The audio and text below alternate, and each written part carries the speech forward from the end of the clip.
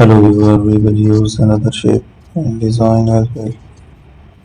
So let's repeat the paint to create a different shape here. I will add it again. We have to use that eraser tool on it. Let's use another structure.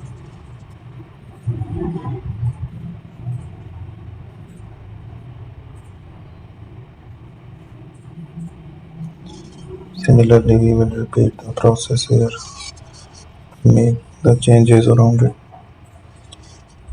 We will try the different options. Keep making more shapes.